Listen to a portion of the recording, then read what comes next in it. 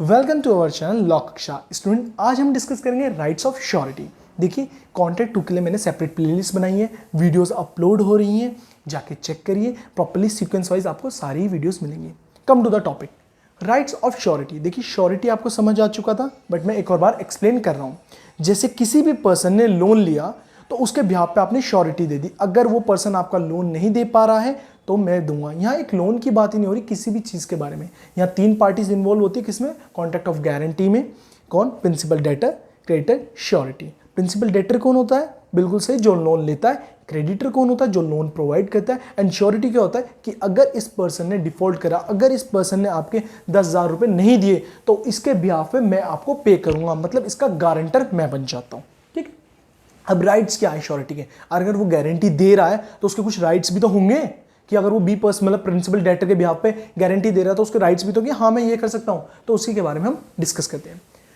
Against the creditor, creditor कौन था? बिल्कुल सही, जो लोन प्रोवाइड करता, उसके बिहाफ पे हमारे क्या उसके लिए हमारे क्या राइट्स है श्योरिटी के।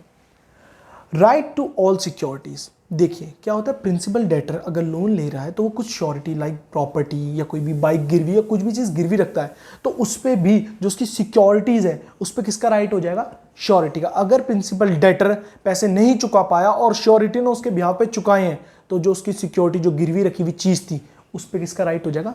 श्योरिटी का। राइट इफ श्योरिटी सोल्ड, मतलब चाहे श्योरिटर जो श्योरिटी देता है गारंटर चाहे तो जो उसकी सिक्योरिटीज है उसे क्या कर सकता है? बेच भी सकता है, क्योंकि उसने प्रिंसिपल डेटर के बिहाफ पे अमाउंट पे कर दी है। Rights of set of. देखिए सेट ऑफ वर्ड क्या होता है? क्या होता है, जैसे आपका प्रिंसिपल डेटर है, 1 लाख रुपए का लोन लिया किससे? क्रेडिटर से।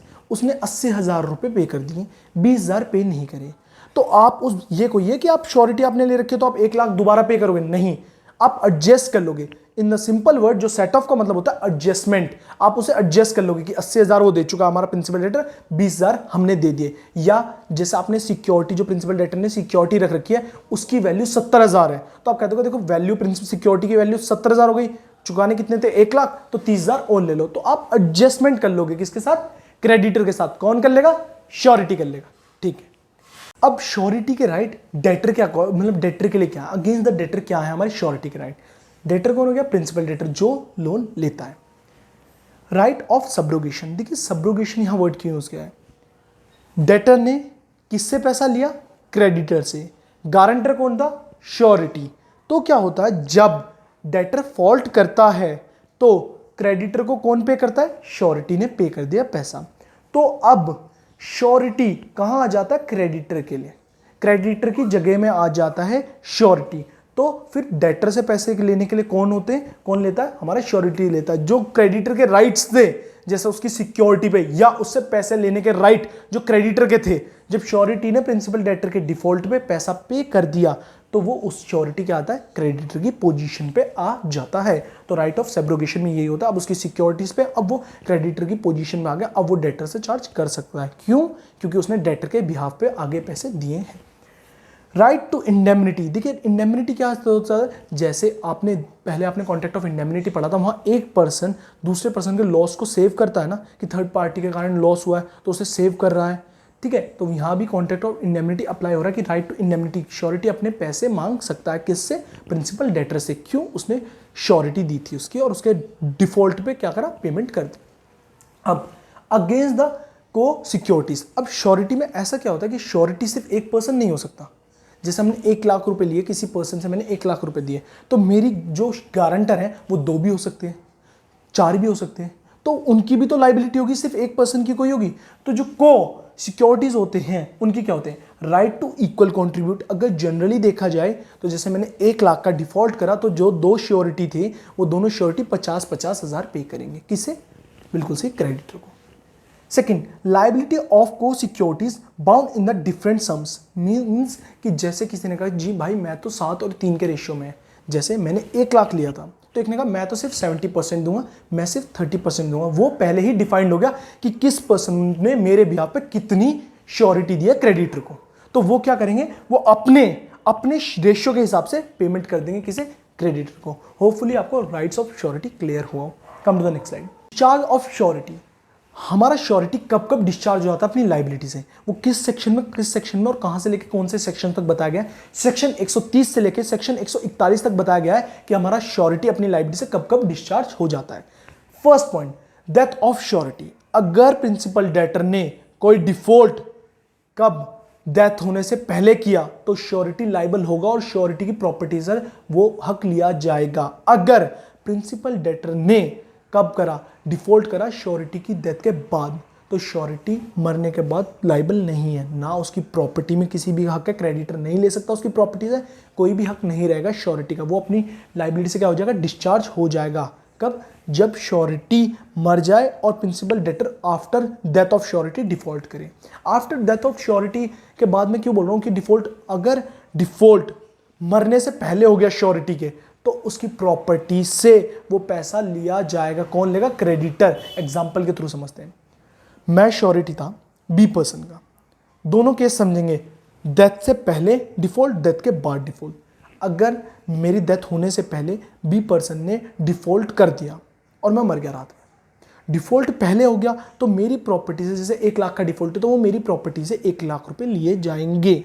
ठीक, अगर मैं मर गया और डेटर ने डिफॉल्ट करा 2 दिन बाद, 1 दिन बाद, मेरे मरने के बाद करा, तो मेरी प्रॉपर्टी या मेरे किसी भी पर्सन से, फादर से, मदर से, किसी भी चीज़ से कोई पैसा नहीं लिया जाएगा क्योंकि डेथ हो चुकी है, डेथ ऑफ श्योरिटी, वहाँ वो लाइबिलिटी से अपने डिस्चार्ज हो चुका है।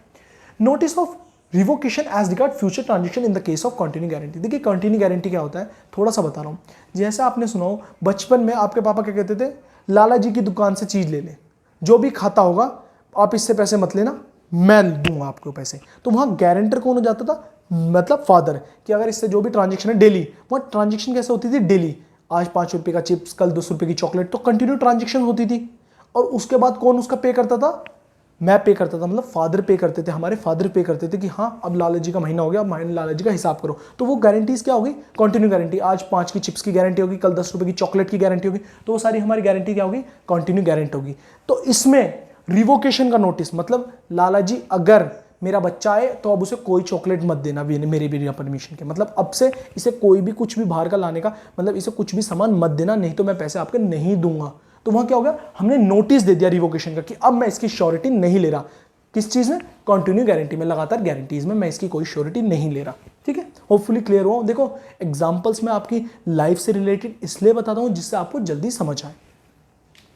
Any variation in the terms of, देखिए कोई भी वेरिएशंस आई हैं, जैसे आपने प्रिंसिपल डेटर ने कहा कि 1 लाख रुपए की जगह आप मुझे 1.5 लाख दे दो, और वो श्योरिटी की कंसेंट से नहीं है। जैसे श्योरिटी ने कहा मैं तो इसकी 1 लाख की गारंटी दे रहा हूँ, और उसने कहा दिया, बाद में जाकर बोल दिया तो 1.5 लाख दे दो, मुझे 1.5 लाख की गारंटी चाहिए, क्रेडिटर ने 1.5 लाख रुपए दे दिए डेटर को, तो श्योरिटी की कंसेंट होना ज़्यादा जरूरी है, नहीं तो श्योरिटी अपनी लाइबिलिटी से क्या हो जाएगा, डिस्चार्ज होगा, वो फिर लाइबल नहीं होगा। अगर प्रिंसिपल डेटर ने डिफॉल्ट करा, अगर प्रिंसिपल डेटर नहीं दे पाया पैसे, तो श्योरिटी नहीं देगा। ठीक है, creditor release the principal debtor. अब क्या होता है, प्रिंसिपल डेटर ने सारी पेमेंट दे दी क्रेडिटर को, तो क्या होगा, अब श्योरिटी क्या हो गया, डिस्चार्ज हो गया। टाइम, क्रेडिटर ने टाइम दे दिया, जैसे प्रिंसिपल डेटर ने 1 लाख का लोन लिया था, उसने कहा क्रेडिटर से कि इस महीने नहीं, मैं आपके अगले महीने 1 लाख रुपए दे दूंगा, तो क्रेडिटर ने टाइम दे दिया, तो श्योरिटी क्या हो गया, डिस्चार्ज हो गया। अब आते हैं द राइट्स ऑफ श्योरिटी में, कोई भी एक्ट क्रेडिटर के द्वारा कोई गलत किया गया हो, या आपने कोई भी एक्ट जिसमें क्रेडिटर की गलती हो, तो उस जगह क्या होगा, हमारा श्योरिटी क्या होगा, डिस्चार्ज हो जाएगा। 7th point, creditor loss parts with the any security. देखिए क्या होता है, कई बार सिक्योरिटीज ले रखी है कि 1 लाख का ले लिया, उसने कहा ठीक है, और वो उस सिक्योरिटी में लॉस सफर कर गया, तो वहां भी हमारा श्योरिटी अपनी लाइबिलिटी से डिस्चार्ज हो जाएगा। एक बार रीड आउट करते हैं, where the creditor loss or parts with any security which he received from the principal debtor without the consent of the surety। means 1 lakh का लोन था, प्रिंसिपल डेटर ने लिया क्रेडिटर से, उसने मेरी भी श्योरिटी ले ली, किसने, क्रेडिटर ने, और उससे कुछ सिक्योरिटी भी ले ली, मतलब कुछ गिरवी भी रखवा ली, जमीन रखवा ली।